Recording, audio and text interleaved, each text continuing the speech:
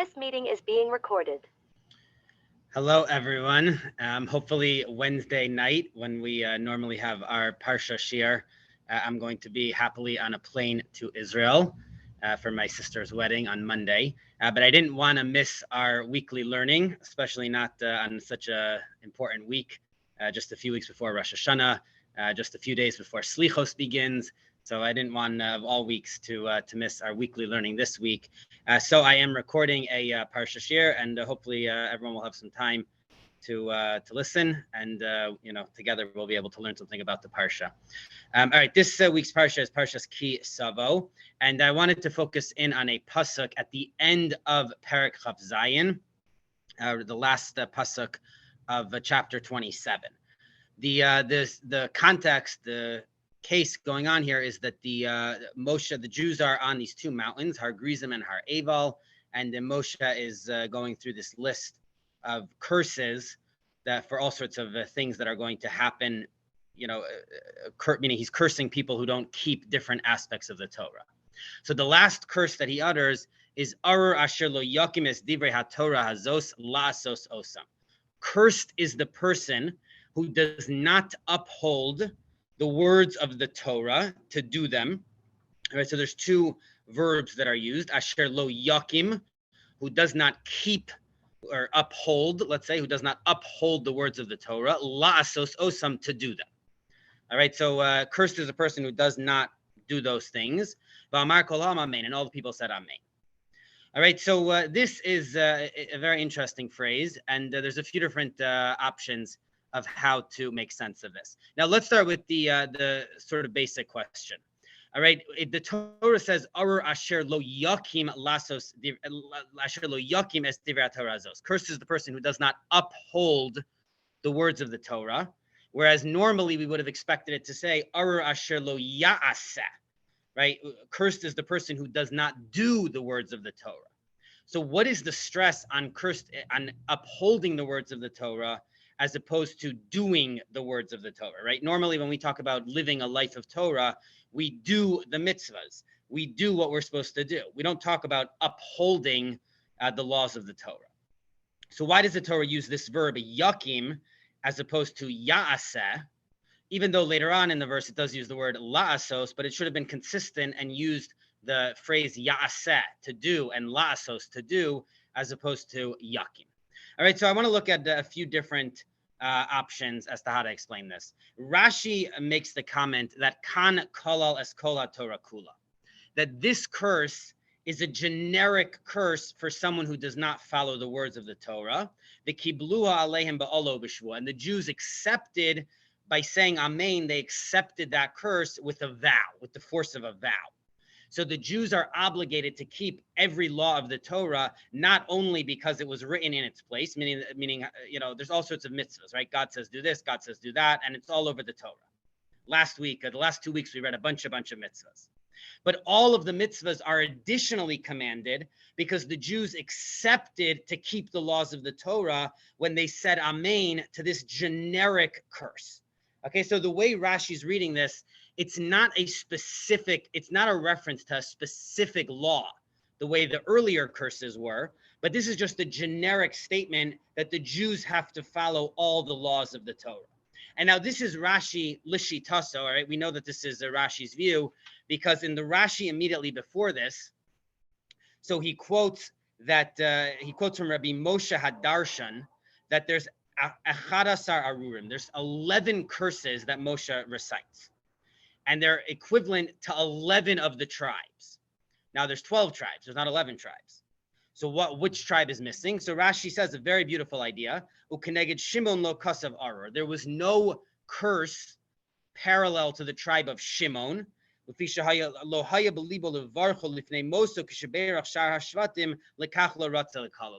Because since Moshe did not bless them before he died, he wasn't able to bless them the way he did the other tribes. So he also didn't want to curse them.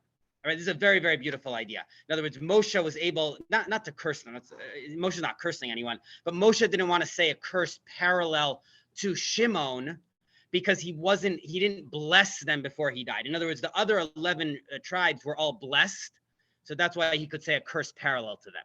But Shimon, since he didn't do that, he omitted it. So there were only 11 curses as opposed to 12 to omit Shimon from that counting. Now, this is a very important idea, right? Whenever we say something, even in the slightest bit, that it might be negative to someone, if we point out something they're doing wrong, if we criticize them, then it has to be followed, or it has to be preceded by something positive, right? We have to be able to see the good in other people. Anything negative has to have an equivalent positive that we say. Now, so that's Rashi's comment. The problem is, if you count the curses, there's actually 12. So what does Rashi mean? The whole idea, it's a beautiful idea, but the whole idea is based on the idea that there's 11 curses when there's 12. So the answer is that this last curse, Rashi does not consider a specific curse in the form of the others. The first 11 are saying that you shouldn't do this, you shouldn't do that, specific things. But the last one, the 12th one, is just a generic acceptance of the Torah. So it's not included in the list of curses. So that's why Rashi only counts 11 curses. All right, so these two Rashis go together. Rashi's saying that the 12th curse is a totally different animal from the first 11, because the first 11 were specific curses on specific things. The 12th one is a general acceptance of the Torah. Now, the Ramban sort of builds on this idea, okay, and he gets into what the issue we raised before. Why does the Torah use the word yakim, to uphold, as opposed to do? And the Ramban says something very, very important. That the Lufi Dati Kabbalah Hazos, what does it mean to accept the Torah? He says, Shiyoda b'mitzvos belibo v'yihu be'enav emes. The person has to accept that the Torah is true. Yamin shaha'osa osa niya lo schara tova. You have to believe that anyone that follows the mitzvahs of the Torah will be rewarded, and anyone who violates the Torah will be cursed. V'im yachbar ba'achas mehen otiya be'enav batla la'olam hinehu har. But if you deny one of the mitzvahs of the Torah, then you're cursed. So the Ramban makes a very important distinction here, which is someone who believes in the entirety of the Torah, even if they violate some of the laws occasionally, meaning, for whatever reason, occasionally their Yetzer Hara gets them, right? They're weak. They do something they shouldn't, right? The examples he gives is, let's say someone ate a pig, or they ate a bug, right? Something that's totally treif. But they wanted to try it, right? They weren't looking to rebel. They wanted to try it. It was a moment of weakness. So that person is not cursed, right? He says, let's say someone didn't get a lulav, or they didn't build a sukkah because they were lazy. Again, they weren't looking to rebel. They were just lazy. So that person's not cursed, because that person accepts the mitzvahs. They believe that kosher is an important mitzvah. They believe that sukkah is an important mitzvah. They just didn't do it. What the Torah is referring to here is someone who intentionally rebels against the Torah by saying, I don't believe that this is true. I don't believe in this mitzvah. I don't accept that this mitzvah came from God. So that person is cursed. And that's why the Torah says, Asher lo yakim, that they don't uphold, meaning it's not talking about someone who doesn't do the mitzvahs. It's not talking about someone who didn't do a sukkah because they were lazy. That's yaseh, but we're not talking about that. We're talking about someone who's lo yakim. They don't follow the Torah because they don't believe in the Torah. They don't accept the authority of the Torah in their lives. So that is, according to the Ramban, what the Torah is trying to highlight, this distinction. That, and we all know this from our own lives, right? We believe, we accept the validity of the Torah. We want to follow the Torah. But sometimes there's a moment of weakness. Sometimes we don't do something that we should, right? And we know that we're wrong. So long as we accept that we're wrong, that we accept that we made a mistake, so then we're not cursed. We're just weak. Humans are weak. Humans always make mistakes. That's not a curse. A curse is someone who makes an intellectual movement out of it. Someone who says, I reject the validity, the authority of the Torah. So that's a much more serious situation, because now they're rebelling against the authority of the Torah, the authority of Hashem himself. So that person is cursed. So that's what the Torah is hinting at, lo yakim, that the person needs to uphold the Torah, even if they're not able to keep every mitzvah itself. All right, so this is a very, very important idea from the Ramban. Obviously, it comes up all the time. Very often we might make a mistake, and we have to realize that that's not a curse. That's a human being. We should repent and do better in the future, but we should never make a movement out of it that we reject the Torah. So, okay, Now, the Maharal asks a very good question. This is in his discussion of this in Tiferes Yisrael, chapter 51. He asks a very good question on the Ramban. He says that someone who rejects the validity of the Torah is not cursed. They're not arur. They're much worse than that. They're they're a mumar. They're totally, they're removed from the whole world of the Torah. They're someone who's, totally, to say that they're cursed means that they follow the laws of the Torah, but they're cursed. In other words, they're basically a good Jew, but they have a very serious problem. Someone who rejects the validity of the Torah is barely in the Torah world at all. They're nothing. They have nothing to do with the Torah. So how could the Ramban say they're just cursed when they're literally rejecting the entirety of the Torah? So the Maharal has a different way to explain this. And he says that if the Torah had said, Asher lo ya'aseh, cursed is someone who doesn't do the Torah, then that would have looked like we're talking about keeping the mitzvahs aseh, the positive mitzvahs of the Torah. Okay, so it would have looked like we're saying that cursed is someone who doesn't keep the positive mitzvahs of the Torah, nothing to do with the negative, right? All mitzvahs of the Torah could be divided into do this or don't do this, right? So do a sukkah, as opposed to don't eat treif. So if it would have said cursed is someone who doesn't keep the Torah, right, or who doesn't do the Torah, so that would have looked like we're talking about positive mitzvahs, meaning someone who doesn't keep the positive mitzvahs. They don't have a sukkah, they don't have a lulav, they don't blow shofar, so they're cursed. But it wouldn't have meant anything with regards to the negative mitzvahs. So that's why the Torah had to say, Arur asher lo yakim, cursed be the person who doesn't uphold the Torah, which is a much more inclusive verb to include not only positive mitzvahs, but also the negatives. Don't, things that we're not supposed to do, things that we're not allowed to do. So that's how the Maharal explains this. So again, right, they're trying to explain Rashi's idea that this is a generic acceptance of the Torah. And the question is, why does the Torah phrase it as yakim as opposed to yasa? So the Ramban says that it's trying to tell us that someone might make a mistake, but you can never reject the authority of the Torah. That's the word yakim. You have to accept the authority of the Torah, the correctness of the Torah. And the Maharal has a different idea that it's coming to include, to be more exclusive, to be more inclusive, and to include even negative mitzvahs, even negative commandments, that we have to keep all of them, otherwise we're going to be cursed. Now, let me just end over here with one comment from Rabbeinu Yonah. He goes with the Ramban's idea, but the way he formulates it is a little different. And this might answer the Maharal's question on the Ramban. All right, Rabbeinu Yonah is in Sharei Tshuva. This is at the beginning of Sharei Tshuva. And he says something, again, very similar to the Ramban. He says that this is a major principle. Emes hadavar ki yesh minat tzadikim shenichshalim b'chet lefam. He says even righteous people sometimes make a mistake and they end up sinning. All right, that's just the nature of the world, that even righteous people sometimes sin, as we said. All right, he says, but the difference between a righteous person and a wicked person is that they get back up.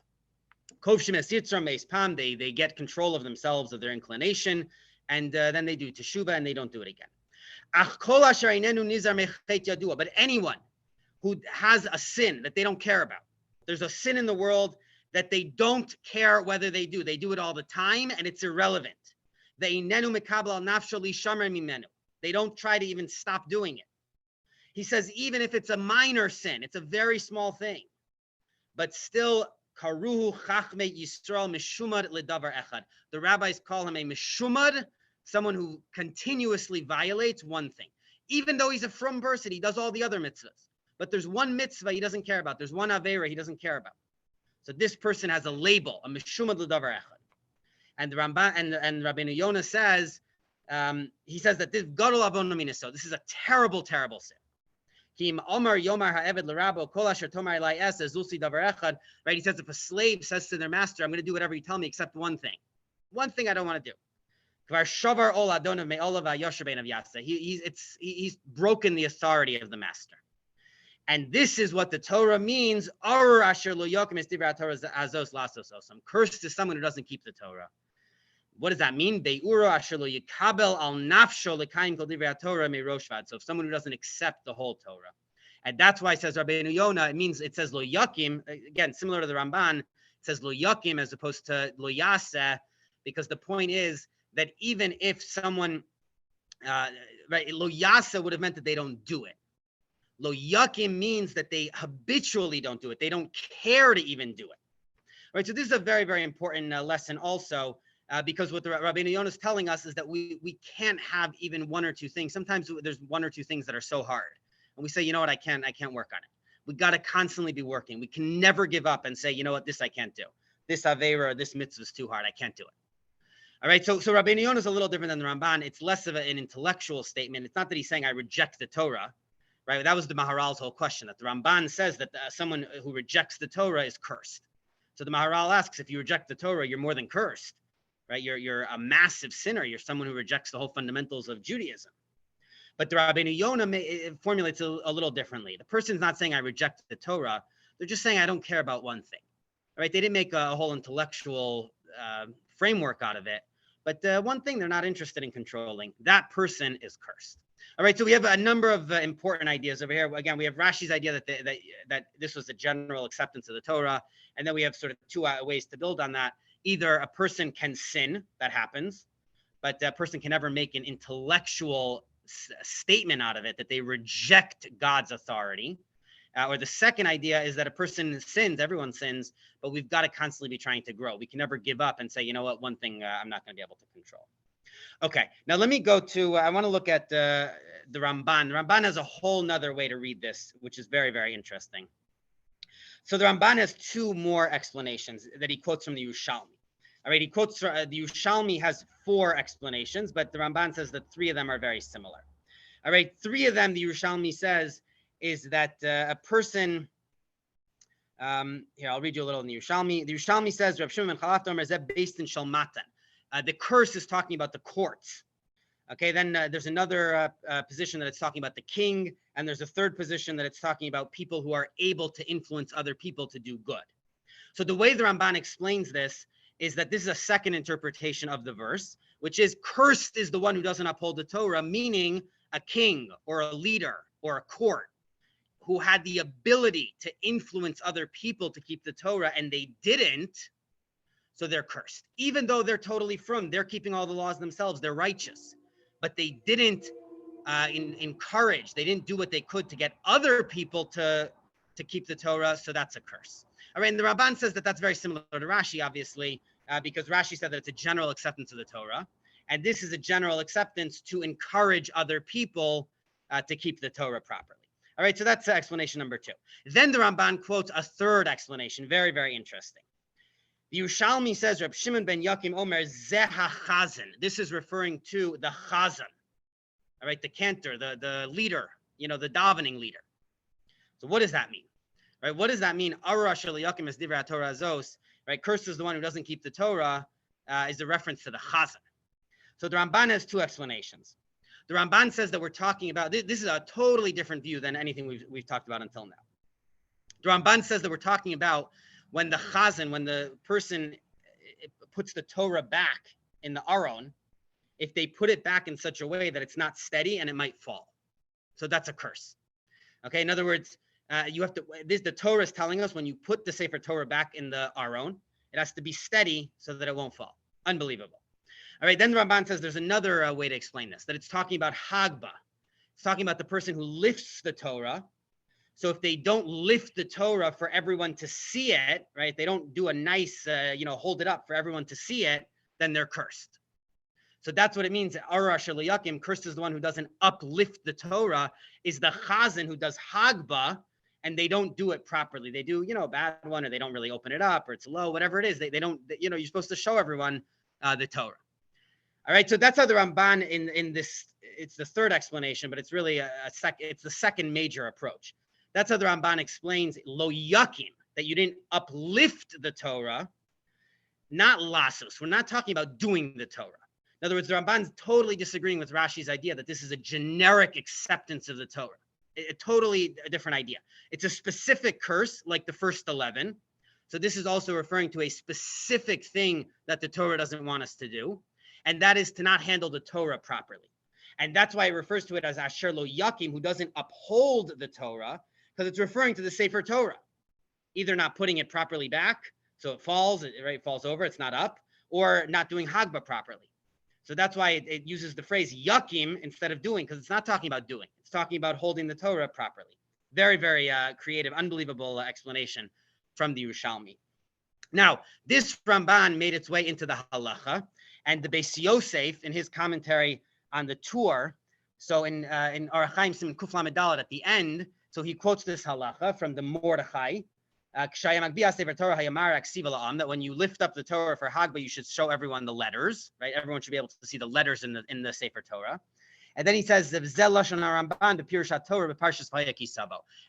the language of the Ramban that we just looked at.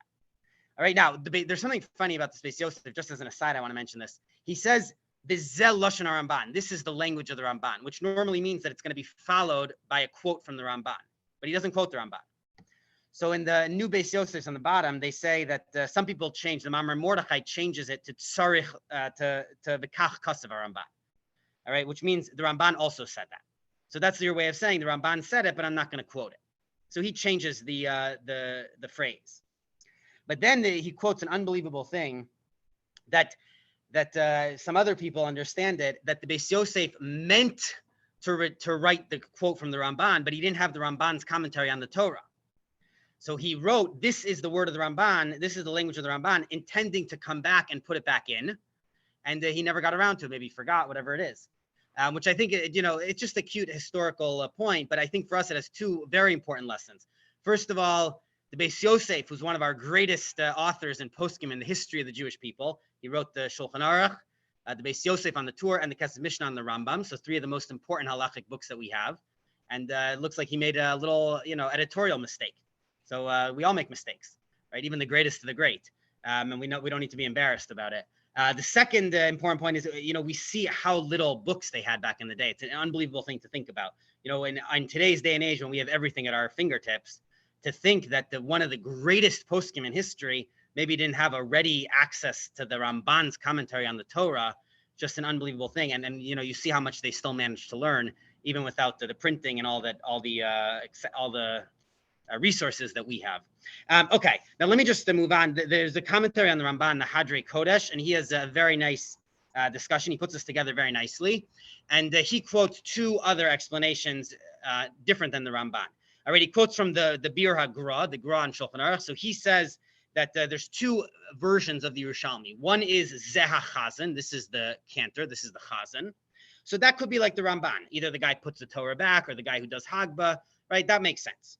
But says the Gra that Tosfos had a different girsa, which is Zeh HaChazan Shehu Omed. This is the Chazan who's standing. So what does that mean? So the Gra seems to imply that it means that you have to read the Torah when you're standing. In other words, when you get an aliyah or when you're reading from the Torah, you should be standing, right? Which is what we do nowadays. Everyone that reads from the Torah or everyone that gets the aliyah is standing. So that comes from this Yerushalmi. So this is a third way to understand what does it mean, Asher lo yakim, that if you don't, it's a third way within the Yerushalmi. All right, meaning that when the Yerushalmi says that this is a reference to the Chazan, so the Ramban says it's the guy putting the Torah back or the guy doing Hag. But Tosfos, according to the Gra, understands that it's the guy reading from the Torah for the Aliyah, that he should be standing. Okay, so that would be another way to understand the Yerushalmi. Again, based on a different version, because it says Zeh HaChazan Shehu Omed. This is the Chazan who is standing. Okay, and finally he quotes at the Maharal in the section we saw before. So he has a fourth way to understand the Yerushalmi, and he understands that this is talking about the guy who does Hagbah, but different than the Ramban. Not how much he has to open it, but that he has to hold the Torah from the bottom as opposed to from the top. Right? Let's say this is the Torah, so you should hold it from the bottom, right? Like we do Hagbah, we do it like this, as opposed to holding it like that.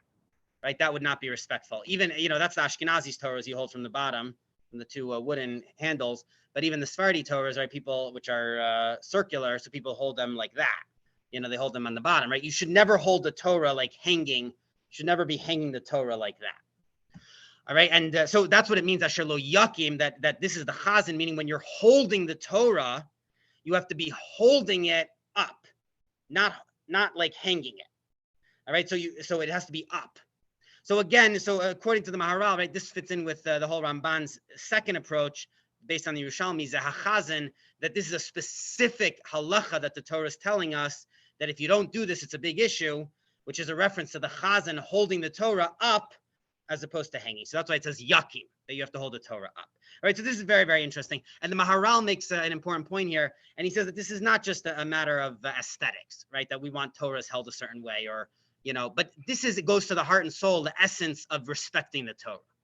If we don't handle the Torah with respect, if we're holding it and hanging it and treating it disrespectfully, so it shows a general disrespect for the Torah, for the words in it, for the ideas in it, for the way of life in it.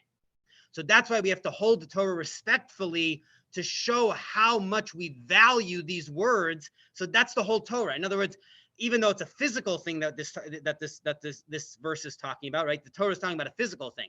Cursed is the person who doesn't hold the Torah a certain way physically. But it's not just physical. It goes to the heart and soul of our lives as Jews, that we respect the Torah, right? And that could be said for any of the explanations we've seen. So we have 4 explanations right now that we went through of this Yerushalmi, Zeh HaChazan, right? That cursed is the one who doesn't hold up the Torah, means the Chazan. So either it means the guy putting the Torah back in can't fall, or it means the guy doing Hagbah has to hold it up, right? Like in a nice way. Or it means that the guy reading from the Torah should be standing, or getting the Aliyah should be standing, or it means that the guy doing Hagbah should hold it from the bottom up respectfully and not hang it. All right, but either way, all of those physical things are intended to promote the proper respect and the proper attitude towards the Torah, which is the essence of our lives. It's our guide for how to live. It's the most important gift that we were given. So that's our way of showing how much we value it, by treating it respectfully.